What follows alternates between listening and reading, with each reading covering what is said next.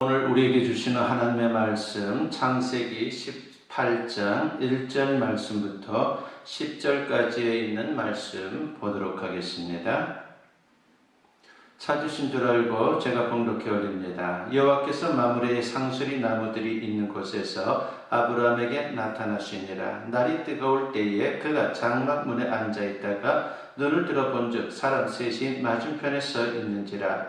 그가 그들을 보자 곧 장막문에서 달려나가 영접하며 몸을 땅에 굽혀 이르되 내 주여 내가 주께 은혜를 입었사오면 원하건대 종을 떠나 지나가지 마시옵고 물을 조금 가져오게 하사 당신들의 발을 씻으시고 나무 아래서 씻소서. 내가 떡을 조금 가져오리니 당신들의 마음을 상쾌하게 하신 후에 지나가소서. 당신들이 종에게 오셨음이니이다. 그들이 이르되 내 말대로 그리하라. 아브라함이 급히 장막으로 가서 사라에게 이르되 섞여 고운 가루 세 스아를 가져다가 반죽하여 떡을 만들라 하고 아브라함이 또 가축대에 있는 곳으로 달려가서 기름지고 좋은 송아지를 잡아 하인에게 주니 그가 급히 요리한지라.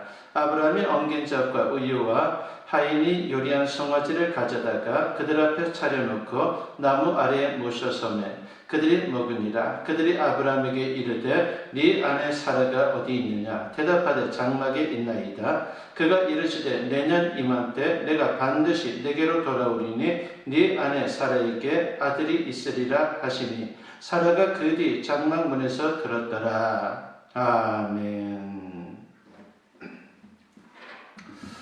오늘 이 본문 말씀을 가지고 믿음, 일상에서 신앙으로 사는 것이라고 하는 제목으로 같이 은혜를 나누고자 합니다.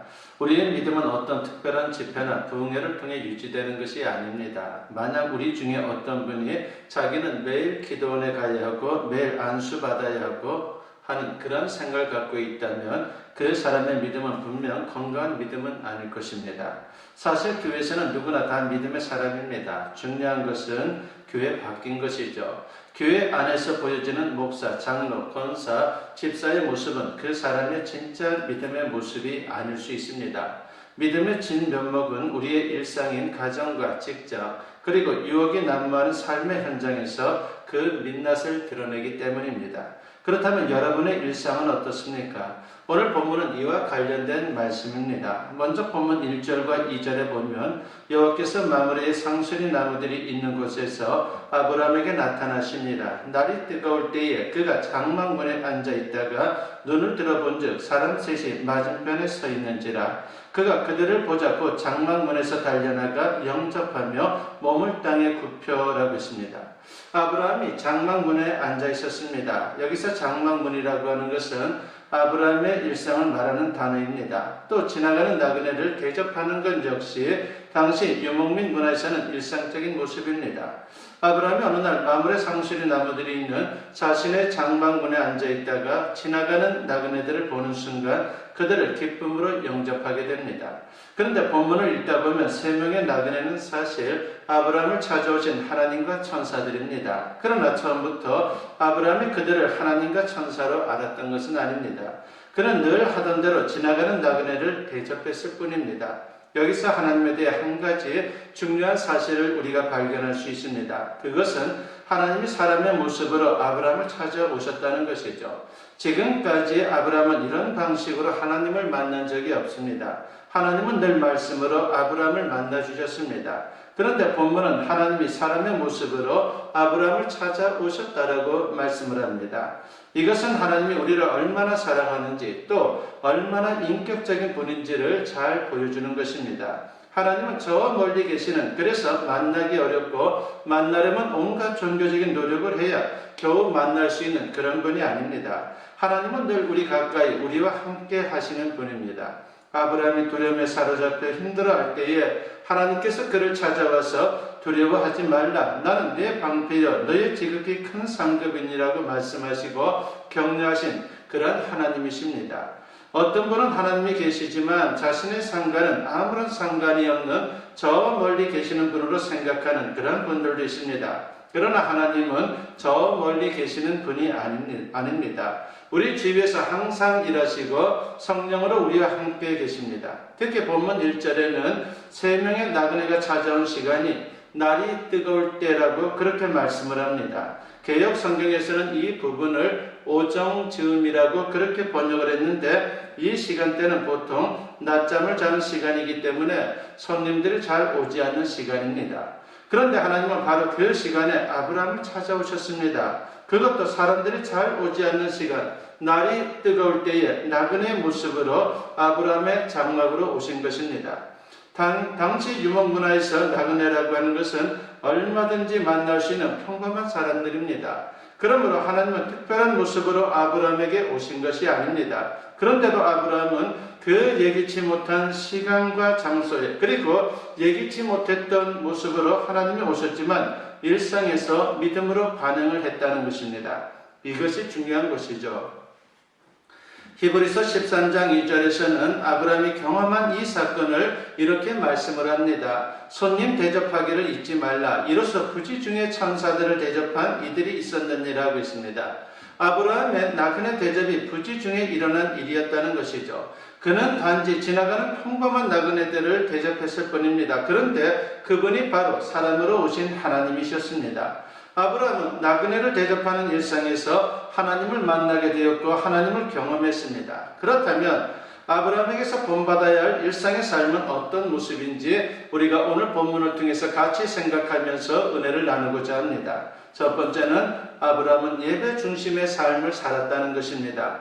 아브라함의 일상은 예배 중심, 기도 중심의 삶이었습니다. 이런 사실은 본문 1절에 나오는 마물의 상수리 나무들이라고 하는 이 말씀에서 알 수가 있습니다. 마물의 상수리 나무들이라고 하는 것은 창세기 13장 18절에 보면 하나님께 제단을 쌓고 예배드린 장소라고 그렇게 소개를 합니다.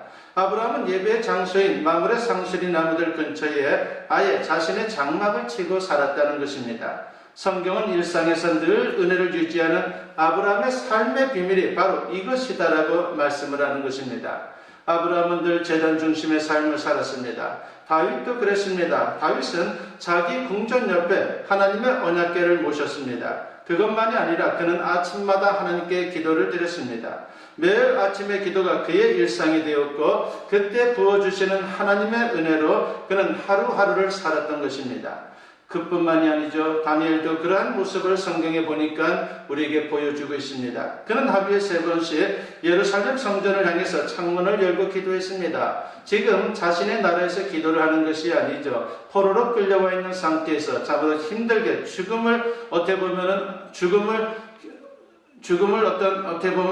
두려워하지 않는 그 믿음을 가지고 그렇게 기도 생활을 했다라고 하는 것을 우리가 또한 잊어서는 안 됩니다. 바로 그는 하루에 3번씩 창문을 열어놓고 기도하는 것, 그것이 그의 일상이었습니다. 하나님은 이런 다니엘에게 지혜를 주셨고 그를 통해 바벨론 전체를 움직였다는 것입니다. 그렇습니다. 아브라함이 그의 일상에서 하나님을 만날 수 있었던 것은 그가 늘 예배 중심, 기도 중심의 삶을 살았기 때문입니다. 사실 아브라함이 온 힘을 다해 나그네를 대접하는 모습은 지금까지 성경에서는 단 한 번도 언급하지 않고 있는 그런 말씀입니다. 그런데 오늘 본문에서는 나그네를 대접하는 그의 일상에 대해서 자세히 소개를 하고 있습니다.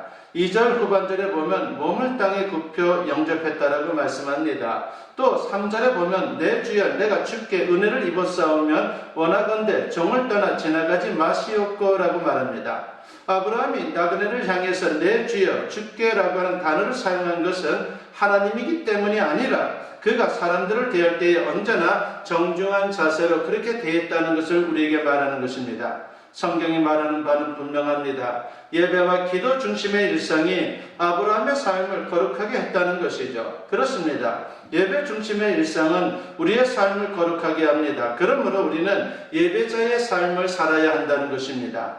이사야 43장 21절에서 이 백성은 내가 나를 위하여 지었나니 나를 찬송하게 하려 함이니라고 말씀을 합니다. 그렇습니다. 예배는 우리를 지으신 창조의 목적이요 인생의 목적입니다. 그러므로 예배를 사모하는 자가 되어야 합니다. 히브리어에서 예배라고 하는 말이 바라크입니다. 그런데 복과 동의어로 사용이 되고 있습니다. 다시 말해서 예배가 복이고 복이 예배라고 하는 것입니다. 아브라함은 그것을 알았기 때문에 예배 드리는 일에 열심이었다라고 하는 것입니다. 성경은 하나님께서는 곧 이렇게 예배하는 자를 찾으시나니 신령과 진정으로 예배하는 자를 찾으신다라고 말씀하셨고, 여호와의 눈은 온 땅을 두루 감찰하사 전심으로 자기를 향하는 자를 위하여 능력을 베푸신다라고 말씀을 하고 있습니다. 그렇습니다. 예배를 삶의 중심에 놓고 사는 자를 하나님께서 기뻐하시고 또한 그의 인생을 능력 있는 인생으로 만들어주는 것입니다. 미국의 작은 도시에 살던 마이클 슐츠라고 하는 사람이 있는데, 이 사람은 술집을 운영하면서 황당한 삶을 살았던 사람입니다.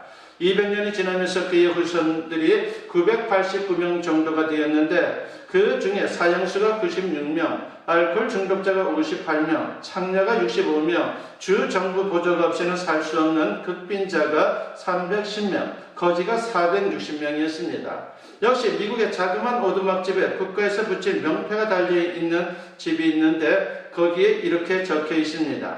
미국 역사를 새로 만든 위대한 집이라고 말입니다. 이 집은 200년 전 청교도 목사였던 조나단 에드워드와 부인 사라가 살던 집입니다. 그들은 12명의 자녀를 두었는데 5대를 내려오면서 1392명의 후손이 생겼습니다. 그 중에 부통령이 1명, 주지사가 3명, 상원 의원 3명, 대학교 총장 13명, 시장 3명, 판검사가 48명, 변호사가 149명, 군장성 75명, 차관급 이상 공무원이 82명, 목사가 116명, 의사 68명, 발명가 25명, 대기업 총수 75명이나 되었습니다. 무엇이 이렇게 저주와 축복을 만든 것입니까? 하나님을 경외하는 신앙과 불신앙의 차이인 것입니다. 조나단 에드워드는 오직 예배 중심의 삶을 살았고, 그 자녀들에게 예배 중심의 삶이 최고의 삶이라고 하는 것을 자신의 삶을 통해서 보여주었습니다. 신앙인에게 예배는 삶이고 생명이고 호흡인 것입니다. 예배와 기도의 생활로 축복된 인생을 살 수 있는 우리 모두가 되었으면 합니다. 두 번째는 아브라함은 섬기는 일에 힘을 다했다라고 하는 것입니다. 그것이 바로 그의 일상이었습니다. 구약 성경에 보면 나그네를 대접하는 것, 가난한 이웃을 돌보는 일은 경건한 사람의 삶의 모습입니다. 말하자면 경건한 믿음의 삶, 은혜의 삶을 유지하는 길이 바로 나그네, 고아, 가부를 돌보고 섬기는 것이다라고 하는 것입니다. 신약 성경에도 마찬가지이죠. 디도서 1장 7절과 8절에 보면 감독이 갖추어야 할 덕목 중에 하나가 바로 나그네를 대접하는 것이다라고 말씀을 합니다. 또 로마서 12장 13절에서는 손 대접하는 것이 바로 성도들이 일상생활에서 힘써 해야 할 일이다라고 가르치고 있습니다. 사실 우리는 이런 일들을 별로 중요하게 여기지는 않습니다. 예배나 기도, 전도나 봉사가 중요하지 나그네를 대접하는 것, 남에게 친절을 베푸는 것, 가난한 이들을 돕는 것은 해도 되고 안 해도 되는 것처럼 오해를 합니다. 그러나 일상에서 다른 사람을 주님 대하듯 하고 약한 자들을 배려하는 것이 얼마나 중요한지를 우리가 알아야 합니다. 사실 이것이 은혜를 유지하는 비밀이요 하나님의 복을 받는 비밀인 것입니다. 중요한 것은 아브라함은 이 은혜의 비밀을 놓치지 않았다는 것입니다. 아브라함은 이 일이 하나님이 기뻐하는 일인 줄 알았기에 온 힘을 다해서 나그네들을 섬겼습니다. 특별히 본문에 보면 흥미있는 단어들이 나오죠. 2절에 보면 아브라함이 어떻게 나그네를 영접합니까? 달려가서 그리고 몸을 굽혀 그들을 영접했다라고 소개를 합니다. 또 음식을 만드는데 어떻게 만듭니까? 본문 6절과 7절에 보면 아브라함이 급히 장막으로 가서 사라에게 이르되 속히 고운 가루 세 쎄알을 가져다가 반죽하여 떡을 만들라 하고 아브라함이 또 가축대에 있는 곳으로 달려가서 기름지고 좋은 송아지를 잡아 하인에게 주니 그가 급히 요리한지라 하겠습니다. 여러분, 백발의 아브라함이 수염을 휘날리면서 손님을 대접하기 위해 뛰어다니는 모습을 한번 상상해 보십시오. 얼마나 감동적입니까? 나그네를 업신여길 수도 있지만은 아브라함은 최선을 다해서 나그네들을 섬기는 그런 인생을 살았다는 것입니다. 옛날에 박상길이라고 하는 나이 지긋한 백정이 장터에서 푸주간을 운영하고 있었습니다. 어느 날 양반 두 사람이 고기를 사러 왔습니다. 어이 상길이, 고기 한 근다오. 그러지요. 박상길은 솜씨롭게 칼로 고기를 잘라주었습니다. 또 함께 온 다른 양반은 상대가 비록 천한 백정이지만 나이 든 사람에게 함부로 말을 하기가 거북해서 그는 좀 조심스럽게 예를 갖춰서 말합니다. 박서방, 여기 고기 한 근 주시게. 예, 고맙습니다. 기분 좋게 대답한 박상길은 고기를 듬뿍 잘라주었습니다. 그런데 먼저 고기를 산 양반을 보니 자기가 받은 것보다 갑절은 되어 보였습니다. 그래서 그 양반이 화가 나서 소리를 지르면서 따졌습니다. 이놈아, 같은 한글인데 어째서 이 사람 것은 크고 내 것은 작으냐라고 말입니다. 그러자 박상길이 대답합니다. 네, 그야 손님의 고기는 상길이가 자른 것이고 이 어른의 고기는 박서방이 잘랐으니까 다를 수밖에 없습니다라고 그렇게 대답을 했습니다. 그렇습니다. 섬기는 일에 최선을 다할 때에 존경받는 인생이 되는 것이고 하나님의 은혜를 풍성히 누리는 그런 인생이 되는 것입니다. 세 번째로 우리가 생각해 보고자 하는 것은 일상을 믿음으로 사는 자에게 축복을 약속한다라고 하는 것입니다. 9절 말씀 이하를 보면요, 식사를 끝낸 후 하나님은 네 안에 사라가 어디 있느냐라고 묻습니다. 그리고 놀라운 말씀을 하시죠. 본문 10절에 보면은 내년 이맘때 내가 반드시 네게로 돌아오리니 네 안에 사라에게 아들이 있으리라 것입니다. 지금까지 아브라함에게 희미하게 보였던 약속들을 너무도 분명하게 내년 이맘때에 아들을 낳을 것이다 라고 말씀을 하십니다. 그런데 여기서 중요한 것은 하나님께서 지금 사라를 찾고 있다는 것입니다. 하나님은 아브라함에게 내 안에 사라가 어디 있느냐라고 묻습니다. 왜 하나님은 사라를 찾은 것입니까? 하나님의 약속을 여전히 믿지 못하는 사람이 사라였기 때문입니다. 사라는 하나님의 존재를 믿었고 하나님의 계획도 잘 알고 있었습니다. 그래서 지금까지 하나님의 뜻을 이루기 위해서 자기 나름대로 얼마나 노력을 많이 했는지 모릅니다. 그러나 사라는 여전히 하나님의 전능하심을 실제로는 믿지 못했다라고 하는 것입니다. 그래서 나이가 많고 생리가 끊어진 내가 어떻게 아이를 가질 수 있겠느냐 생각하고 속으로 웃었던 것입니다. 그렇기 때문에 아브라함과 사라에게는 25년이라고 하는 시간이 필요했는지도 모릅니다. 하나님은 우리의 믿음을 원하십니다. 겉으로만 믿는 채 하는 것이 아니라 나의 전 존재를 걸고 하나님을 믿기를 주님은 원하고 있습니다.